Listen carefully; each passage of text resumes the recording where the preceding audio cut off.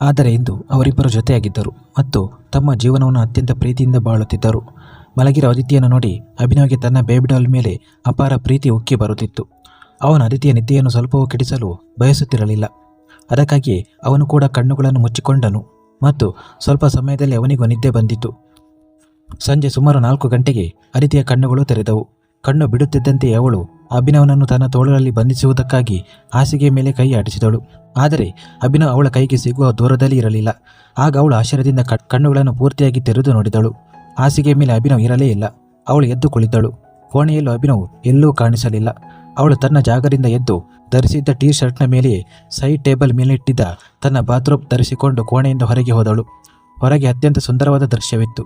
ಎದುರಿಗೆ ಸಮುದ್ರ ತೀರವಿತ್ತು ಮತ್ತು ಅವರ ಕೋಣೆಯ ಹೊರಗೆ ಒಂದು ಚಿಕ್ಕ ಈಜುಕೊಳ ಇತ್ತು. ಅದರ ಸುತ್ತಲೂ ಸನ್ ಬೆಡ್ ಹಾಗೂ ಒಂದೆರಡು ಕುರ್ಚಿಗಳನ್ನು ಹಾಕಲಾಗಿತ್ತು. ಅಭಿನವ್ ಅಲ್ಲಿ ಸನ್ ಬೆಡ್ ಮೇಲೆ ಮಲಗಿದ್ದನು. ಅವಳು ಅಲ್ಲಿಗೆ ಬಂದು ನೇರವಾಗಿ ಅವನ ಮಡಿಲಲ್ಲಿ ಕುಳಿತು ತನ್ನ ಕೆನ್ನೆಯನ್ನು ಅವನ ಕೆನ್ನೆಗೆ ಆನಿಸಿ ಐ ಲವ್ ಯು ಎಂದಳು. I love you to my baby doll ಎಂದು ಅಭಿನವ್ ಕೂಡ ಹೇಳುತ್ತಾ ಅವಳ ಸೊಂಟದ ಮೇಲೆ ಕೈ ಇಟ್ಟನು ಮತ್ತು ಶಾಂಪೇನ್ ಬಾಟಲಿಯನ್ನು ಅವಳ ಕಡೆಗೆ ಚಾಚಿದನು. ಆದರೆ ಅದಿತಿ ಬೇಡವೆಂಬಂತೆ ತಲೆಯಾಡಿಸಿ ಅವನ ತುಟಿಗಳಿಗೆ ಮುತ್ತಿಕ್ಕಿದಳು. ಸ್ವಲ್ಪ ಸಮಯದ ನಂತರ ಅವಳು ನಿಮ್ಮಲ್ಲಿರೋ ಅಮಲು ಬೇರೆ ಯಾವುದರಲ್ಲೂ ಇಲ್ಲ ಎಂದಳು. ಹೌದಾ, ಅದಕ್ಕೆ ನೀನು ದಿನದಿಂದ ದಿನಕ್ಕೆ ಹಠಮಾರಿಯಾಗುತ್ತಿದ್ದೀಯಾ ಎಂದನು ಅಭಿನವ್. ಅದಿತಿ ಅವನ ಕಡೆಗೆ ನೋಡಿ ನಗುತ್ತಾ ಮತ್ತೇನು ಎಂದಳು. ಈಗ ಇಬ್ಬರು ಒಬ್ಬರನ್ನೊಬ್ಬರು ನೋಡಿ ನಕ್ಕರು. ನಂತರ ಅದಿತಿ ತನ್ನ ತಲೆಯನ್ನು ಅವನ ಎದೆಯ ಮೇಲಿಟ್ಟು ಇವತ್ತು ನಿಮ್ಮ ಪ್ಲಾನ್ ಏನೆಂದು ಕೇಳಿದಳು. ನಿನಗೆ ಪ್ರೀತಿ ಮಾಡುವುದನ್ನು ಬಿಟ್ಟು ನನಗೆ ಬೇರೆ ಏನು ಪ್ಲಾನ್ ಇರಲು ಸಾಧ್ಯ? ಆದರೆ ಯೋಚಿಸುತ್ತಿದ್ದೇನೆ, ಇವತ್ತು ಮಸಾಜ್ ಮಾಡಿಸಿಕೊಳ್ಳೋಣ ಅಂತ. ತುಂಬ ದಿನಗಳಿಂದ ಮಾಡಿಸಿಕೊಂಡಿಲ್ಲ ಎಂದನು. ಅದಿತಿಯನ್ನು ಕಾಡಿಸಲೆಂದೇ ಅವನು ಬೇಕೆಂದೇ ಈ ಮಾತನ್ನು ಹೇಳಿದ್ದನು. ಇಷ್ಟಕ್ಕೆ ಅದಿತಿ ಕೋಪಗೊಳ್ಳುತ್ತಾಳೆಂಬುದು ಅವನಿಗೆ ಚೆನ್ನಾಗಿ ಗೊತ್ತಿತ್ತು. ತನ್ನ ಅಭಿನವನನ್ನು ತನ್ನನ್ನು ಬಿಟ್ಟು ಬೇರೆ ಯಾರಾದರೂ ಮುಟ್ಟುವುದೆಂದರೆ ಅವಳು ಹೇಗೆ ತಾನೇ ಸಹಿಸಲು ಸಾಧ್ಯ? ಆ ಹುಡುಗಿಯ ಪ್ರಾಣವನ್ನೇ ತೆಗೆದು ಬಿಡುತ್ತಿದ್ದಳು ಅವಳು. ಆದರೆ ಅವನ ಮಾತನ್ನು ಕೇಳಿ ಅದಿತಿ ಯಾವುದೇ ಪ್ರತಿಕ್ರಿಯೆ ನೀಡಲಿಲ್ಲ. ಬದಲಿಗೆ ಚುಪ್ಚಾಪ್ ಆಗಿ ಒಳಗಡೆ ಹೊರಟು ಹೋದಳು. ಅಭಿನವ್ ಆಶ್ಚರ್ಯದಿಂದ ಅವಳು ಹೋಗೋದನ್ನೇ ನೋಡುತ್ತಾ ನಿಂತಿದ್ದನು. ಇದೇನು ವಿಚಿತ್ರ, ನನ್ನ ವೈಲ್ಡ್ ಕ್ಯಾಟ್ ಇವತ್ತು ಇಷ್ಟೊಂದು ಶಾಂತವಾಗಿದ್ದಾಳಲ್ಲ ಎಂದು ಅವನು ಯೋಚಿಸುತ್ತಿರುವಾಗಲೇ ಅವನಿಗೆ ತನ್ನ ಕೈಗಳ ಮೇಲೆ ಏನೋ ಒದ್ದೆಯಾದ ಅನುಭವವಾಯಿತು. ಅವನು ಅದಿತಿಯ ಕಡೆಗೆ ನೋಡಿದನು. ಅವಳು ಈಗ ಅವನ ಪಕ್ಕದಲ್ಲೇ ಬಂದು ನಿಂತಿದ್ದಳು ಮತ್ತು ಅವಳ ಕೈಯಲ್ಲಿ ಆಯಿಲ್ ಬಾಟಲಿ ಇತ್ತು. ಅದನ್ನು ತೆರೆದು ಅವಳು ಅಭಿನವನ ಕಡೆಗೆ ಹಿಡಿದಿದ್ದಳು. ಅದರಿಂದ ಎಣ್ಣೆಯನ್ನು ಅವನ ದೇಹದ ಮೇಲೆ ಸುರಿಯಲು. ಈಗ ಅವಳು ಆ ಬಾಟಲಿಯನ್ನು ಪಕ್ಕಕ್ಕಿಟ್ಟಾಗ ಅಭಿನವ್ ತನ್ನ ಒಂದು ಹುಬ್ಬನ್ನು ಮೇಲಕ್ಕೆತ್ತಿ ಅದಿತಿಯನ್ನು ನೋಡಿದನು. ಅಷ್ಟರಲ್ಲಿ ಅದಿತಿಯ ಕೈಗಳು ಅಭಿನವನ ಎದೆಯ ಮೇಲೆ ಚಲಿಸತೊಡಗಿದವು. ನಿಮ್ಮ ಬೇಬಿ ಡಾಲ್ ಇರುವಾಗ ನಿಮಗೆ ಬೇರೆ ಯಾರ ಅಗತ್ಯವಿದೆ ಹೇಳಿ ಎನ್ನುತ್ತಾ ಅದಿತಿ ಸ್ವಲ್ಪ ಮೇಲಕ್ಕೆ ಎದ್ದು ಅವನ ಕುತ್ತಿಗೆಯವರೆಗೆ ಬಂದಳು. ಈಗ ಅವಳು ತನ್ನ ಕೈಗಳಿಂದ ಅವನ ಕುತ್ತಿಗೆಗೂ ಮಸಾಜ್ ಮಾಡುತ್ತಿದ್ದಳು. ಸ್ವಲ್ಪ ಸಮಯದ ನಂತರ ಇಬ್ಬರು ಸ್ನಾನ ಮುಗಿಸಿ ಬಾತ್ರೂಮ್ನಿಂದ ಹೊರಗೆ ಬಂದರು. ಅದಿತಿ ಇನ್ನು ತನ್ನ ಬಾತ್ರೂಮ್ನಲ್ಲೇ ಇದ್ದುಕೊಂಡು ಅಲ್ಮೇರದಿಂದ ಬಟ್ಟೆಗಳನ್ನು ತೆಗೆಯುತ್ತಿದ್ದಳು.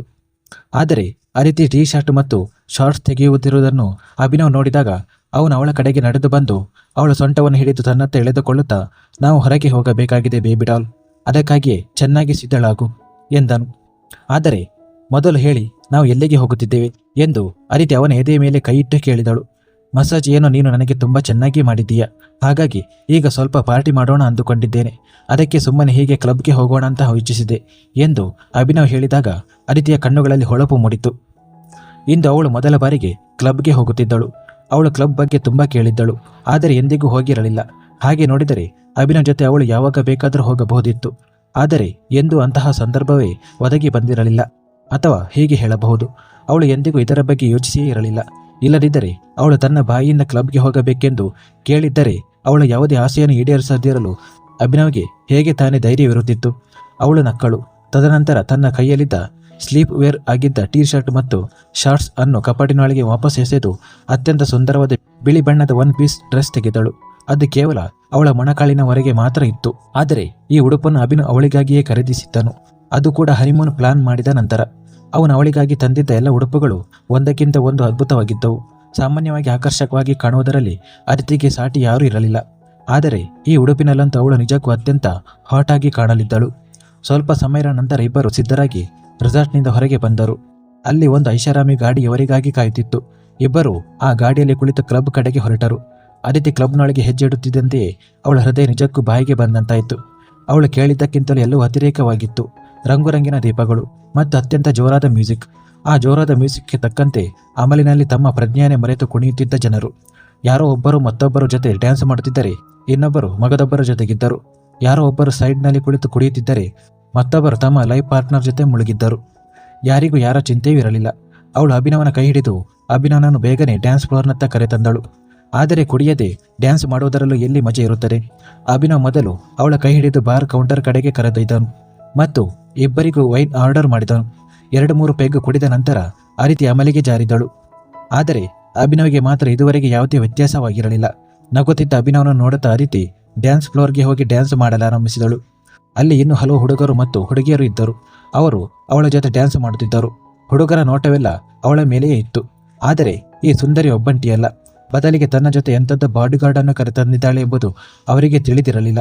ಅವನ ಎದುರಾಳಿಯ ದೇಹದ ಸ್ಥಿತಿಯನ್ನು ಹೇಗೆ ಮಾಡುತ್ತಾನೆಂದರೆ ಆಮೇಲೆ ಯಾವುದೇ ಗಾರ್ಡ್ನ ಅಗತ್ಯವಿರುವುದಿಲ್ಲ. ಅದಿತಿ ಡ್ಯಾನ್ಸ್ ಮಾಡುತ್ತಿದ್ದಳು ಮತ್ತು ಅವಳ ಸುತ್ತಲಿದ್ದ ಕೆಲವು ಹುಡುಗಿಯರು ಇದುವರೆಗೆ ಡ್ಯಾನ್ಸ್ನಲ್ಲೇ ಬ್ಯುಸಿಯಾಗಿದ್ದರು. ಆದರೆ ಯಾವಾಗ ಅದಿತಿಯ ನೋಟ ಬಾರ್ ಕೌಂಟರ್ ಕಡೆಗೆ ಹೋಯಿತೋ ಆಗ ಆ ಹುಡುಗಿಯರ ನೋಟ ಒಂದು ಕ್ಷಣ ಬಾರ್ ಕೌಂಟರ್ನತ್ತ ತಿರುಗಿತು. ಆದರೆ ಈಗ ಆ ಹುಡುಗಿಯರ ಕಣ್ಣುಗಳು ಅಲ್ಲಿಂದ ಬೇರೆಲ್ಲೂ ಹೋಗಲು ಸಾಧ್ಯವೇ ಆಗಲಿಲ್ಲ. ಏಕೆಂದರೆ ಬಾರ್ ಕೌಂಟರ್ನಲ್ಲಿ ಅಭಿನವ್ ಅತ್ಯಂತ ಗತ್ತಿನಿಂದ ಒಂದು ಕಾಲನ್ನು ಕೆಳಗೆ ಮತ್ತು ಇನ್ನೊಂದು ಕಾಲನ್ನು ಮೇಲಕ್ಕೆ ಇಟ್ಟುಕೊಂಡು ಕುಳಿತಿದ್ದನು ಮತ್ತು ಅವನ ಕೈಯಲ್ಲಿ ಆ ಕ್ಲಬ್ನಲ್ಲಿ ಲಭ್ಯವಿದ್ದ ಅತ್ಯಂತ ದುಬಾರಿ ಮದ್ಯದ ಬಾಟಲಿ ಇತ್ತು. ಅವನ ಇನ್ನೊಂದು ಕೈಯಲ್ಲಿ ಸಿಗರೆಟ್ ಇತ್ತು ಮತ್ತು ಅವನ ಕಣ್ಣುಗಳು ಅದಿತಿಯ ಮೇಲೆಯೇ ನೆಟ್ಟಿದ್ದವು. ಅದೇ ಜೋರಾದ ಮ್ಯೂಸಿಕ್ ಮತ್ತು ಅಮಲಿನಲ್ಲಿ ತೇಲುತ್ತಿದ್ದ ಅದಿತಿ ಮೈ ಮರೆತು ಡ್ಯಾನ್ಸ್ ಮಾಡುತ್ತಿದ್ದಳು. ಆದರೆ ಇದ್ದಕ್ಕಿದ್ದಂತೆ ಅವಳ ಕೈಕಾಲುಗಳು ಸ್ತಬ್ಧವಾದವು. ಯಾವಾಗಲೆಂದರೆ ಅವಳ ಆ ಹುಡುಗಿಯರ ಕಣ್ಣುಗಳು ಅಭಿನವನ ಮೇಲಿರುವುದನ್ನು ನೋಡಿದಾಗ. ಈಗ ಆ ಜೋರಾದ ಮ್ಯೂಸಿಕ್ನ ನಡುವೆಯೂ ಅವಳು ಅವರ ಮಾತುಗಳನ್ನು ಸ್ಪಷ್ಟವಾಗಿ ಕೇಳಬಲ್ಲವಳಾಗಿದ್ದಳು. ಯಾರೇ, ಎಷ್ಟು ಹಾಟ್ ಆಗಿದ್ದಾನೆ ಅಲ್ವಾ ಅವನು. ಅವನು ನನ್ನನ್ನು ಒಮ್ಮೆ ಮುಟ್ಟಿದರೂ ಸಾಕು, ನಾನು ಕರಗಿ ನೀರಾಗಿ ಬಿಡುತ್ತೇನೆ. ಇರಲಿ ಬಿಡೆ, ಸಾಕು ಬಿಡು. ಅವನು ಎಷ್ಟು ಹಾಟ್ ಆಗಿದ್ದಾನೆಂದರೆ ಅವನಿಗೆ ಕನಿಷ್ಠ 10-15 ಜನ ಗರ್ಲ್ ಫ್ರೆಂಡ್ಗಳು ಇರುತ್ತಾರೆ ಎಂಬುದು ನೋಡಿದ ತಕ್ಷಣವೇ ತಿಳಿಯುತ್ತದೆ. ಆ ಹುಡುಗಿಯ ಮಾತನ್ನು ಕೇಳಿ ಮೊದಲನೇ ಅವಳ ಮುಖ ಸಪ್ಪಗಾಯಿತು. ಆದರೆ ಅವನನ್ನು ನೋಡಿದರೆ ಅವನನ್ನು ಮುಟ್ಟುವುದು ಹಾಗಿರಲಿ, ಅವನ ಹತ್ತಿರ ಹೋಗುವುದು ಸಾಧ್ಯವಿಲ್ಲ ಅನಿಸುತ್ತದೆ ಎಂದಳು. ಅವನನ್ನು ನೋಡಿದರೇನೆ ಗೊತ್ತಾಗುತ್ತದೆ ಅವನು ತುಂಬ ಶ್ರೀಮಂತ ಇರಬೇಕು ಎಂದು ಎರಡನೆಯವಳು ಮತ್ತೆ ಮೊದಲನೆಯವಳ ಕನಸುಗಳ ಮೇಲೆ ಸಣ್ಣೀರು ಎರಚಿದಳು. ಅವಳು ಕೋಪದಿಂದ ಅವಳನ್ನು ನೋಡಿದಳು. ಆದರೆ ಅವಳು ಏನನ್ನಾದರೂ ಹೇಳುವ ಮುನ್ನವೇ ಅದಿತಿ ಅವರ ಬಳಿಗೆ ಬಂದು, ನಿಮಗೆ ನಿಜವಾಗಿ ಅವನನ್ನು ಮುಟ್ಟುವುದು ಅಷ್ಟೊಂದು ಕಷ್ಟವೆನಿಸುತ್ತದೆಯೇ? ಆದರೆ ಇದು ನನಗೆ ಎಡಗೈ ಆಟವಿದ್ದಂತೆ, ನಾನು ಅವನ ಜೊತೆ ಏನು ಬೇಕಾದರೂ ಮಾಡಬಲ್ಲೆ ಎಂದು ನಗುತ್ತಾ ಹೇಳಿದಳು. ಆಗ ಆ ಹುಡುಗಿ ಮುಖ ಸಿಂಡರಿಸುತ್ತಾ, ನಿನಗೆ ಆ ವ್ಯಕ್ತಿಯ ಗತ್ತು ಕಾಣಿಸುತ್ತಿಲ್ಲವೇ? ನೀನು ಅವನ ಹತ್ತಿರ ಹೋಗುವ ಧೈರ್ಯವಾದರೂ ಹೇಗೆ ಮಾಡುತ್ತೀಯಾ? ಯಾರಾದರೂ ಅವನ ಅನುಮತಿ ಇಲ್ಲದೆ ಅವನನ್ನು ಮುಟ್ಟಿದರೂ ಅವನು ಅವರ ಪ್ರಾಣವನ್ನೇ ತೆಗೆದು ಬಿಡ್ತಾನೆ ಎಂಬುದು ಅವನನ್ನು ನೋಡಿದರೆ ಗೊತ್ತಾಗುತ್ತದೆ ಎಂದಳು. ಆದರೆ ನಾನು ಅವನಿಗೆ ಹೆದರುವುದಿಲ್ಲ, ನಾನು ಇಲ್ಲಿ ಎಲ್ಲರ ಎದುರಿಗೆ ಅವನಿಗೆ ಮುತ್ತಿಡಬಲ್ಲೆ ಎಂದು ಅದಿತಿ ನಗುತ್ತಾ ಹೇಳಿದಳು. ಆಗ ಆ ಹುಡುಗಿಯು ಹಮ್ನಿಂದ, ಸರಿ, ನಾನು ನಿನಗೆ ಚಾಲೆಂಜ್ ಹಾಕುತ್ತಿದ್ದೇನೆ, ಮುತ್ತಿಡುವುದು ಹಾಗಿರಲಿ. ನೀನು ಆ ಹುಡುಗನ ಜೊತೆ ಕೇವಲ ಮಾತನಾಡಿ ತೋರಿಸಿದರೂ ನೀನು ನಿಜಕ್ಕೂ ತುಂಬ ಧೈರ್ಯಶಾಲಿ ಎಂದು ನಾನು ಒಪ್ಪಿಕೊಳ್ಳುತ್ತೇನೆ ಎಂದಳು. ಚಾಲೆಂಜ್ ಅಕ್ಸೆಪ್ಟೆಡ್ ಎಂದು ಅದಿತಿ ಅವರಿಬ್ಬರ ಕಡೆಗೆ ನೋಡಿ ನಗುತ್ತಾ ಹೇಳಿ ಅಭಿನವನ ಕಡೆಗೆ ಹೆಜ್ಜೆ ಇಟ್ಟಳು. ಆ ಇಬ್ಬರು ಹುಡುಗಿಯರು ಅದಿತಿ ಖಂಡಿತವಾಗಿ ಘೋರವಾಗಿ ಸೋಲುತ್ತಾಳೆ ಎಂಬ ಪೂರ್ಣ ಭರವಸೆಯಿಂದ ಅವಳನ್ನು ಗರ್ವದಿಂದ ನೋಡುತ್ತಿದ್ದರು. ಆದರೆ ಮರುಕ್ಷಣವೇ ಅವರ ಕಣ್ಣುಗಳು ಆಶ್ಚರ್ಯದಿಂದ ಅರಳಿದವು. ಯಾವಾಗಲೆಂದರೆ ಅದಿತಿ ಅಭಿನವನ ಬಳಿಗೆ ಹೋಗುತ್ತಲೇ ಅವನ ಕೈಯಲ್ಲಿದ್ದ ವೈನ್ ಬಾಟಲಿಯನ್ನು ಕಸಿದುಕೊಂಡು ತನ್ನ ತುಟಿಗಳಿಗೆ ತಾಗಿಸಿಕೊಂಡಾಗ ಆ ಹುಡುಗಿಯರು ಬಾಯಿ ಬಿಟ್ಟುಕೊಂಡು ಅದಿತಿ ಮತ್ತು ಅಭಿನವ್ ಕಡೆಗೆ ರೆಪ್ಪೆ ಮುಚ್ಚದೆ ನೋಡುತ್ತಿದ್ದರು. ಅಷ್ಟರಲ್ಲಿ ಅದಿತಿ ಅಭಿನವನ ಕುತ್ತಿಗೆ ಮೇಲೆ ಕೈಯಿಟ್ಟು ಅವನನ್ನು ತನ್ನತ್ತ ಬಾಗಿಸಿ, ನನ್ನನ್ನು ಪ್ರೀತಿ ಮಾಡಿ ಪ್ಲೀಸ್ ಎಂದಳು. ಬೇಬಿ ಡಾಲ್, ನಾವೀಗ ಹೊರಗಿದ್ದೇವೆ, ಸ್ವಲ್ಪ ತಾಳ್ಮೆಯಿಂದಿರು. ರಿಸಾರ್ಟ್ಗೆ ಹೋದ ಮೇಲೆ ನಿನ್ನನ್ನು ತುಂಬ ಚೆನ್ನಾಗಿ ಪ್ರೀತಿಸುತ್ತೇನೆ ಎಂದು ಅಭಿನವ್ ಅವಳ ಸೊಂಟದ ಮೇಲೆ ಕೈಯಿಟ್ಟು ಹೇಳಿದಾಗ ಮೊದಲನೇ ಹುಡುಗಿಯ ಕಣ್ಣುಗಳಲ್ಲಿ ನೀರು ಬಂದು ಬಿಟ್ಟಿತು. ಅವಳು ಅಳುತ್ತಾ ಎರಡನೇ ಹುಡುಗಿಯ ಕೈ ಹಿಡಿದು, ನನ್ನ ಹೃದಯ ಒಡೆದು ಹೋಯಿತು ಎಂದಳು. ನನ್ನದು ಕೂಡ ಎಂದು ಎರಡನೆಯವಳು ಹೇಳಿ ತಾನು ಅಳಲಾರಂಭಿಸಿದಳು. ಏಕೆಂದರೆ ಎದುರಿಗೆ ಈಗ ಅದಿತಿ ಅಭಿನವನ ಪ್ರತಿಕ್ರಿಯೆಗಾಗಿ ಕಾಯದೆ ತಾನೇ ಮುನ್ನಡೆದು ಅವನ ತುಟಿಗಳಿಗೆ ಮುತ್ತಿಕ್ಕಿದಳು. ಅಭಿನವನ ಕೈಗೆ ಮತ್ತೆ ವೈನ್ ಬಾಟಲಿಯನ್ನು ನೀಡಿ ಅದಿತಿ ಆ ಹುಡುಗಿಯರ ಬಳಿಗೆ ಬಂದಳು ಮತ್ತು ಅವರ ಹೆಗಲ ಮೇಲೆ ಕೈಯಿಟ್ಟು, ನಾನು ಹೇಳಿದ್ದೆ ತಾನೆ, ನಾನು ಇದನ್ನು ಮಾಡಬಲ್ಲೆ ಎಂದು. ಆದರೆ ನೀನು ಇದನ್ನು ಹೇಗೆ ಮಾಡಿದೆ? ನಿನಗೆ ಅವನನ್ನು ಕಂಡು ಭಯವಾಗಲಿಲ್ಲವೇ ಎಂದು ಕೇಳಿದರು. ನನಗೆ ಯಾಕೆ ಭಯವಾಗುತ್ತದೆ? ಭಯಪಡಬೇಕಾಗಿರುವುದು ಆ ವ್ಯಕ್ತಿ ನನ್ನನ್ನು ನೋಡಿ. ಮತ್ತು ಯಾಕೆ ಗೊತ್ತಾ ಎಂದು ಆ ಇಬ್ಬರು ಹುಡುಗಿಯರು ಒಟ್ಟಿಗೆ ಕೇಳಿದಾಗ ಆ ಅದಿತಿ ನಗುತ್ತಾ ಹೇಳಿದಳು, ಏಕೆಂದರೆ ನಾನು ಅವನ ಹೆಂಡತಿ ಮತ್ತು ಹೆಂಡತಿಗೆ ಪ್ರತಿಯೊಬ್ಬ ಗಂಡನು ಹೆದರುತ್ತಾನೆ. ಇಷ್ಟನ್ನು ಹೇಳಿದಾಗ ಅವಳ ಮುಖದ ಮೇಲಿನ ನಗು ಮತ್ತಷ್ಟು ದೊಡ್ಡದಾಯಿತು ಮತ್ತು ಅವಳು ಮತ್ತೆ ಅಭಿನವನ ಕಡೆಗೆ ಹೋಗತೊಡಗಿದಳು. ಆದರೆ ಮತ್ತೆ ನಿಂತು ಅವರ ಕಡೆಗೆ ತಿರುಗಿ, ಹಾಗೆ ನೋಡಿದರೆ ನನ್ನ ಗಂಡ ತುಂಬ ಹಾಟ್, ಆದರೆ ಇವನ ಪರ್ಮನೆಂಟ್ ಬುಕ್ಕಿಂಗ್ ಆಗಿ ಹೋಗಿದೆ ಎಂದು ಮತ್ತೊಮ್ಮೆ ಆಕರ್ಷಕ ಶೈಲಿಯಲ್ಲಿ ಹೇಳಿ ಅಭಿನವನತ್ತ ನಡೆದಳು. ಅಭಿನವ್ ಕೂಡ ಅವಳು ತನ್ನ ಹತ್ತಿರ ಬಂದದ್ದನ್ನು ಅರಿತು ಅವಳ ಸೊಂಟಕ್ಕೆ ಕೈ ಹಾಕಿ ಅವಳ ಮುಖಕ್ಕೆ ಮುತ್ತಿಕ್ಕಲಾರಂಭಿಸಿದನು. ಅದಿತಿ ಅವನನ್ನು ನೋಡಿ ಅವನ ಕೈ ಹಿಡಿದು ಹೊರಗೆ ಬಂದಳು ಮತ್ತು ಇಬ್ಬರು ರೆಸಾರ್ಟ್ ಕಡೆಗೆ ಹೊರಟರು. ಆ ಇಡೀ ರೆಸಾರ್ಟ್ ಈ ಸಮಯದಲ್ಲಿ ಅತ್ಯಂತ ಸುಂದರವಾಗಿ ಕಾಣಿಸುತ್ತಿತ್ತು ಮತ್ತು ಆ ಕ್ಷಣ ಅವರಿಬ್ಬರು ಅಲ್ಲಿ ಸಂಪೂರ್ಣವಾಗಿ ಏಕಾಂತವಾಗಿದ್ದರು.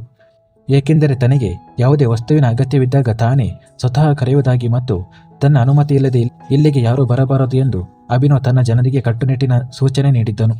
ಆ ಇಡೀ ರೆಸಾರ್ಟ್ ಅನ್ನು ಯಾವ ರೀತಿ ನಿರ್ಮಿಸಲಾಗಿತ್ತೆಂದರೆ ಅಲ್ಲಿ ಪ್ರೀತಿಸುವ ಮೂಡು ಯಾವಾಗ ಎಲ್ಲಿ ಉಂಟಾಗುತ್ತದೆ ಎಂದು ಹೇಳಲು ಸಾಧ್ಯವಿರಲಿಲ್ಲ ಮತ್ತು ಅಭಿನವ್ ತನ್ನ ಬೇಬಿಡಾಲ್ಗೆ ಯಾವುದೇ ಅಸಹಜತೆ ಉಂಟಾಗುವುದನ್ನು ಬಯಸುತ್ತಿರಲಿಲ್ಲ. ಹಾಗೆ ನೋಡಿದರೆ ಅವನಿಗೆ ಯಾವುದೇ ತೊಂದರೆ ಇರಲಿಲ್ಲ. ಅವನು ತನ್ನ ಬೇಬಿಡಾಲನ್ನು ಎಲ್ಲೇ ಆದರೂ ಪ್ರೀತಿಸಬಲ್ಲವನಾಗಿದ್ದನು. ಈಗ ಒಳಗೆ ಹೋದ ನಂತರ ಅವನು ತನ್ನ ಬೇಬಿಡಾಲ್ನ ಸೊಂಟವನ್ನು ಹಿಡಿಯಲು ಬಯಸಿದಾಗ ಅವಳು ಅವನಿಂದ ದೂರ ಸರಿದು, ಆದರೆ ನನಗೆ ನಿಮ್ಮನ್ನು ಪ್ರೀತಿಸುವ ಯಾವುದೇ ಮೂಡಿಲ್ಲ, ನನಗೆ ಮಲಗಬೇಕು, ಹಗಲಿನಲ್ಲೂ ನೀವು ನನ್ನನ್ನು ಮಲಗಲು ಬಿಡಲಿಲ್ಲ ಎಂದಳು. ಇಷ್ಟನ್ನು ಹೇಳಿ ಅದಿತಿ ಅವನ ಕೈಗೆ ಸಿಗದಷ್ಟು ದೂರ ಹೋಗಿ ಸೋಫಾದ ಮೇಲೆ ಕುಳಿತುಕೊಂಡಳು. ಆಗ ಅಭಿನವ್ ಅವಳನ್ನು ದಿಟ್ಟಿಸಿ ನೋಡುತ್ತಾ ಅವಳ ಕಡೆಗೆ ನಡೆದು ಬಂದನು ಮತ್ತು ನೇರವಾಗಿ ಹೋಗಿ ಅವಳ ಮಡಿಲಲ್ಲೇ ಕುಳಿತುಕೊಂಡನು. ಅದಿತಿ ಅತ್ಯಂತ ಕೋಮಲವಾದ ಹುಡುಗಿ. ಅಭಿನವ್ ಕಟ್ಟುಮಸ್ತಾದ ದೇಹದವನು. ಆದರೂ ಅವನ ಇಡೀ ಭಾರವನ್ನು ಅದಿತಿ ತನ್ನ ಮೇಲೆ ಸಹಿಸಿಕೊಂಡಳು. ಹಾಗೆ ನೋಡಿದರೆ ಅಭಿನವನ ಕಾಲುಗಳು ಸೋಫಾದಿಂದ ಕೆಳಗೆ ಇದ್ದವು. ಆದರೆ ಅವನ ಉಳಿದ ಇಡೀ ಭಾರ ಇನ್ನೂ ಅದಿತಿಯ ಮೇಲೇ ಇತ್ತು. ಏನೆಂದೆ ನೀನು? ನನ್ನ ಪ್ರೀತಿ ಮಾಡೋಕೆ ನಿನಗೆ ಮೂಡಿಲ್ವಾ? ದಿನವಿಡೀ ಕುದುರೆ ಮಾರಿ ಆರಾಮವಾಗಿ ಮಲಗಿದ್ದಾಳಲ್ಲ ಎಂದು ಅಭಿನವ್ ಹೇಳಿದಾಗ ಅದಿತಿ ಲಘುವಾಗಿ ನಗುತ್ತಾ ತನ್ನ ಕೆನ್ನೆಗಳ ಮೇಲೆ ಕೈ ಇಟ್ಟುಕೊಂಡು ಮುಖದಲ್ಲಿ ಅತ್ಯಂತ ಮುದ್ದಾದ ಹಾವಭಾವಗಳನ್ನು ತರುತ್ತಾ, ಹೌದು ಖಂಡಿತ, ಯಾಕೆಂದರೆ ನನಗೆ ತುಂಬ ನಿದ್ದೆ ಬರುತ್ತಿದೆ ಎಂದಳು. ಆದರೆ ಅವನು ಮುಂದುವರೆದು ಏನನ್ನಾದರೂ ಹೇಳುವ ಮುನ್ನವೇ ಅದಿತಿ ಒಂದೇ ಜಿಗಿತಕ್ಕೆ ಅವನನ್ನು ಸೋಫಾದ ಮೇಲೆ ತಳ್ಳಿಬಿಟ್ಟು ತಾನು ಎದ್ದು ಹಿಂದಿನ ಕಡೆಗೆ ಓಡಿ ಹೋದಳು. ಅಲ್ಲಿ ಪೂರ್ತಿಯಾಗಿ ಗಾಜಿನ ಗೋಡೆ ಇತ್ತು. ಅದಿತಿ ಅಲ್ಲಿಂದಲೂ ಓಡಿ ಹೋಗಲು ಪ್ರಯತ್ನಿಸುತ್ತಿದ್ದಳು. ಆದರೆ ಅಷ್ಟರಲ್ಲೇ ಅಭಿನವ್ ಸೋಫಾದಿಂದ ಎದ್ದು ಅಲ್ಲಿಗೆ ತಲುಪಿದ್ದನು ಮತ್ತು ಈಗ ಅವಳನ್ನು ತನ್ನ ತೋಳುಗಳಲ್ಲಿ ಬಂಧಿಸಿ ತನ್ನ ಕೈಗಳನ್ನು ಆ ಗಾಜಿನ ಗೋಡೆಯ ಮೇಲೆ ಇಟ್ಟು ಅವಳನ್ನು ತನ್ನ ಹತೋಟಿಗೆ ತೆಗೆದುಕೊಂಡಿದ್ದನು. ಇದರಲ್ಲಿಂದ ಹೊರಬರುವುದು ಅದಿತಿಗೆ ಕಷ್ಟವಷ್ಟೇ ಅಲ್ಲ, ಅಸಾಧ್ಯವಾಗಿತ್ತು. ಒಬ್ಬರನ್ನೊಬ್ಬರು ಪ್ರೀತಿಸುವುದರಲ್ಲಿ ಲೀನರಾಗಿದ್ದ ಅಭಿನವ್ ಮತ್ತು ಅದಿತಿ ಮುಂಜಾನೆ ಒಬ್ಬರನ್ನೊಬ್ಬರು ಹಬ್ಬಿಕೊಂಡು ಬೆಡ್ ಮೇಲೆ ಮಲಗಿದ್ದರು ಮತ್ತು ಇಬ್ಬರು ಅತ್ಯಂತ ಗಾಢ ನಿದ್ರೆಯಲ್ಲಿದ್ದರು. ಸ್ವಲ್ಪ ಸಮಯದ ಮುಂಚೆಯಷ್ಟೇ ಮಲಗಿದ್ದವರಂತೆ ಮತ್ತು ಇನ್ನೂ ಅವರ ನಿದ್ದೆ ಪೂರ್ತಿಯಾಗದಂತೆ ಕಾಣಿಸುತ್ತಿದ್ದರು. ಆದರೆ ಕಿಟಕಿಯಿಂದ ಜಾರುತ್ತಾ ಬಂದ ಬಿಸಿಲಿನ ಕಿರಣಗಳು ಅವರ ಮುಖದ ಮೇಲೆ ಬೀಳುತ್ತಿದ್ದಂತೆ ಅದಿತಿ ಮೈಮುರಿಯುತ್ತಾ ಕಣ್ಣುಗಳನ್ನು ತೆರೆದಳು ಮತ್ತು ಅವಳ ನೋಟ ಮೊದಲು ಅಭಿನವನ ಮೇಲೆಯೇ ಬಿತ್ತು. ಅವಳಿಗೆ ಅಭಿನವನ ಮೇಲೆ ಅಪಾರ ಪ್ರೀತಿ ಇತ್ತು ಮತ್ತು ತನ್ನ ಪ್ರೀತಿಯ ಬಗ್ಗೆ ಅತಿಯಾದ ಹೆಮ್ಮೆಯೂ ಇತ್ತು. ಆದರೆ ಇಂದು ಅವಳಿಗೆ ತನ್ನ ಅದೃಷ್ಟದ ಮೇಲೆ ಹೆಮ್ಮೆ ಅನಿಸುತ್ತಿತ್ತು. ತನ್ನ ಅಣ್ಣ ತನ್ನನ್ನು ಆ ವೇಶ್ಯಾವಾಟಿಕೆಗೆ ಮಾರಿ ಹೋದಾಗ ಇಷ್ಟೊಂದು ಪ್ರೀತಿಸುವ ವ್ಯಕ್ತಿ ತನ್ನ ಜೀವನದಲ್ಲಿ ಬರುತ್ತಾನೆಂದು ಅವಳು ಎಂದಿಗೂ ಯೋಚಿಸಿರಲಿಲ್ಲ. ಆದರೆ ಜೀವನದಲ್ಲಿ ಬರುವುದು ತುಂಬ ಸಣ್ಣ ವಿಷಯ. ಯಾರೋ ಒಬ್ಬರು ಅವಳ ಜೀವನದಲ್ಲೇ ಬಂದು ಅವಳ ಇಡೀ ಬದುಕೆ ಆಗಿ ಹೋಗಿದ್ದರು. ಅಭಿನವ್ ಅವಳಿಗೆ ನೀಡಿದ ಪ್ರೀತಿಗೆ ಯಾವುದೇ ಮಿತಿ ಇರಲಿಲ್ಲ. ಅದು ಅಪಾರ ಹಾಗೂ ಅಳತೆಗಿಲ್ಲದ್ದಾಗಿತ್ತು ಮತ್ತು ಇದರ ಜೊತೆಗೆ ಈಗ ಅವಳಿಗೆ ಗರ್ವವೂ ಆಗತೊಡಗಿತ್ತು. ಹೌದು, ಇದನ್ನು ಗರ್ವ ಎಂದೇ ಹೇಳಬಹುದು. ಏಕೆಂದರೆ ಹಣೆಬರಹದಲ್ಲಿ ಅಭಿನವ್ನಂತಹ ಲೈಫ್ ಪಾರ್ಟ್ನರ್ ಇದ್ದರೆ ಯಾರಾದರೂ ಗರ್ವ ಪಡುವುದು ಸಹಜವೇ. ಅಷ್ಟೊಂದು ಹಾಟ್, ಸೆಕ್ಸಿ ಮತ್ತು ಆಕರ್ಷಕವಾಗಿ ಕಾಣುವ ಅವನನ್ನು ಕೇವಲ ನೋಡುತ್ತಲೇ ಇರಬೇಕೆನಿಸುತ್ತಿತ್ತು. ಅಂತಹ ವ್ಯಕ್ತಿಯ ಸಾನ್ನಿಧ್ಯ ಯಾರಿಗೆ ಸಿಗುತ್ತದೆಯೋ ಅವರಿಗೆ ಈ ಇಡೀ ಜಗತ್ತೇ ಸ್ವರ್ಗ. ಅವನ ಆ ಅದ್ಭುತ ತೇಜಸ್ಸಿನ ಮುಖ, ಗೋಧಿ ಬಣ್ಣದ ಮೈಕಟ್ಟು, ಚೂಪಾದ ಮೂಗು ಮತ್ತು ಸಿಗರೆಟ್ ಸೇದುವುದರಿಂದ ಸ್ವಲ್ಪ ಕಪ್ಪಾಗಿದ್ದ ತೆಳುವಾದ ತುಟಿಗಳು. ಆದರೆ ಅದಿತಿಗೆ ಇಡೀ ಜಗತ್ತಿನಲ್ಲಿ ಇದಕ್ಕಿಂತ ಮಧುರವಾದದ್ದು ಯಾವುದೂ ಇರಲಿಲ್ಲ. ಅವನ ಹಣೆಯ ಮೇಲೆ ಹರಡಿದ ತಲೆಗೂದಲು, ಮುಖದ ಮೇಲಿನ ಹಗುರವಾದ ಮೀಸೆ ಮತ್ತು ಗಡ್ಡ ಹಾಗೂ ಕಿವಿಯಲ್ಲಿ ಧರಿಸಿದ್ದ ಆ ಡೈಮಂಡ್ ಸ್ಟಡ್, ಅದಂತೂ ಎಲ್ಲಕ್ಕಿಂತ ಹೆಚ್ಚು ಪ್ರಾಣ ಹಿಂಡುವಂತಿತ್ತು. ಬೇಬಿ ಡಾಲ್ ನೋಡಿ ನೋಡಿ ಮನಸ್ಸು ತುಂಬಿದರೆ ಸ್ವಲ್ಪ ಪ್ರೀತಿಯನ್ನು ಮಾಡಿಬಿಡು ಎಂದನ್ನು ಕಣ್ಣುಗಳನ್ನು ಮುಚ್ಚಿಕೊಂಡೇ ಅಭಿನವ್. ಆಗ ಅದಿತಿ ತನ್ನ ಕಣ್ಣುಗಳನ್ನು ಸಣ್ಣದು ಮಾಡಿ ಅವನ ಕಡೆಗೆ ನೋಡಿದಳು. ಈ ಮನುಷ್ಯ ಎಂದಿಗೂ ಸುಧಾರಿಸುವುದಿಲ್ಲ. ಅವನು ಎಚ್ಚರವಾಗಿದ್ದರೆ ಮೊದಲೇ ಹೇಳಬಾರದಿತ್ತೇ. ಅವಳು ಎಷ್ಟೊತ್ತಿನಿಂದ ಅವನನ್ನೇ ದಿಟ್ಟಿಸಿ ನೋಡುತ್ತಿದ್ದಳು. ಆದರೆ ಅವಳು ಎಲ್ಲೂ ಕಡಿಮೆ ಇರಲಿಲ್ಲ. ಅವಳು ಬೆಡ್ನಿಂದ ಎದ್ದು ದಿಮ್ಮನ್ನು ತೆಗೆದುಕೊಂಡು ಅವನ ಮುಖಕ್ಕೆ ಹೊಡೆಯುತ್ತಾ, ಇಲ್ಲವೇ ಇಲ್ಲ, ಈಗ ನಾನು ನಿಮ್ಮನ್ನು ಸ್ವಲ್ಪವೂ ಪ್ರೀತಿಸುವುದಿಲ್ಲ. ನಾವು ಇಲ್ಲಿಗೆ ಬಂದಾಗಿನಿಂದ ಇದನ್ನು ಬಿಟ್ಟು ಬೇರೇನೂ ಮಾಡಿಲ್ಲ. ಹಾಗಾಗಿ ಈಗ ನನ್ನ ಮೂಡು ಬೇರೆ ಏನಾದರೂ ಮಾಡಬೇಕೆಂದಿದೆ ಎಂದಳು. ಅವಳ ಮಾತನ್ನು ಕೇಳಿ ಅಭಿನವ್ ತನ್ನ ಮುಖದ ಮೇಲಿದ್ದ ದಿಂಬನ್ನು ತೆಗೆದು ಪಕ್ಕಕ್ಕೆ ಎಸೆದನು. ನಂತರ ಅವಳ ಕಡೆಗೆ ನೋಡುತ್ತಾ, ಬೇರೆ ಏನಾದರೂ ಮಾಡಬೇಕೆಂದಿದೆಯಾ? ಅಂದರೆ ಏನಾದರೂ ಅಡ್ವೆಂಚರ್ ಎಂದನು. ಆಗ ಅದಿತಿ ಮೂಗು ಮುರಿಯುತ್ತಾ ಅವನನ್ನು ನೋಡಿ, ಇಲ್ಲವೇ ಇಲ್ಲ, ಬೇರೆ ಎಂದರೆ ಶಾಪಿಂಗ್ ಅಥವಾ ಎಲ್ಲಾದರೂ ಸುತ್ತಾಡುವುದು ಎಂದಳು. ಆದರೆ ಇದೆಲ್ಲವನ್ನು ಆಮೇಲೂ ಮಾಡಬಹುದಲ್ಲವೇ ಎನ್ನುತ್ತಾ ಅಭಿನವ್ ಈಗ ಎದ್ದು ಅವಳ ಕಡೆಗೆ ಬರಲಾರಂಭಿಸಿದನು. ಅದಿತಿ ಇದುವರೆಗೆ ತನ್ನ ಜಾಗದಲ್ಲಿ ನಿಂತಿದ್ದಳು. ಆದರೆ ಅಭಿನವ್ ತನ್ನ ಹತ್ತಿರ ಬರುತ್ತಿದ್ದಂತೆ ಅವಳು ತಕ್ಷಣವೇ ಅಲ್ಲಿಂದ ಓಡಿ ಹೋಗಿ ಸೋಫಾದಿಂದ ಕುಶನ್ ತೆಗೆದುಕೊಂಡು ಅವನ ಕಡೆಗೆ ಎಸೆಯುತ್ತಾ, ಇಲ್ಲವೇ ಇಲ್ಲ ಎಂದಳು. ಆದರೆ ಅಭಿನವ್ ಕೂಡ ಎಲ್ಲಿ ನಿಲ್ಲುವನಾಗಿದ್ದನು. ಅವನು ಕೂಡ ಈಗ ಬೆಡ್ನಿಂದ ಕೆಳಗಿಳಿದು ಅವಳ ಕಡೆಗೆ ಓಡಿದನು. ಆದರೆ ಅಷ್ಟರಲ್ಲಿ ಅದಿತಿ ಬಾತ್ರೂಮ್ನತ್ತ ಓಡಿ ಹೋಗಿ ನೇರವಾಗಿ ಶವರ್ನ ಕೆಳಗೆ ನಿಂತುಕೊಂಡಳು. ತಕ್ಷಣ ಅಭಿನವ್ ಅವಳ ಬಳಿಗೆ ಬಂದು ತಾನು ಶವರ್ನ ಕೆಳಗೆ ನಿಂತುಕೊಂಡನು. ಅವನು ತನ್ನ ಎರಡು ಕೈಗಳನ್ನು ಅದಿತಿಯ ಕೆಲೆಗಳಲ್ಲಿ ಊರಿ ಅವಳ ಕಣ್ಣುಗಳಲ್ಲಿ ಕಣ್ಣಿಟ್ಟು, ಈಗ ಹೇಳು ಅದಿತಿ ಎಂದನು. ಈಗ ಅದಿತಿ ಓಡಿ ಹೋಗಬೇಕಾದರೂ ಎಲ್ಲಿಗೆ ಹೋಗಲು ಸಾಧ್ಯವಿತ್ತು. ಅದಕ್ಕಾಗಿ ಅವಳು ಶರಣಾಗಿ ಬಿಟ್ಟಳು. ಆದರೆ ಅಭಿನವ್ ನಗುತ್ತಾ ಅವಳಿಗೆ ಅತ್ಯಂತ ಹತ್ತಿರವಾಗಿ ಸಂಪೂರ್ಣವಾಗಿ ಶವರ್ನ ನೀರಿನಲ್ಲಿ ನೆನೆಯಲು ಆರಂಭಿಸಿದನು. ಅದಿತಿ ಆಶ್ಚರ್ಯದಿಂದ ಅವನನ್ನೇ ನೋಡುತ್ತಾ ನಿಂತಿದ್ದಳು. ನಿಜಕ್ಕೂ ಅಭಿನವ್ಗೆ ಸಾಟಿಯೇ ಇರಲಿಲ್ಲ. ಮುಂದುವರಿಯುವುದು.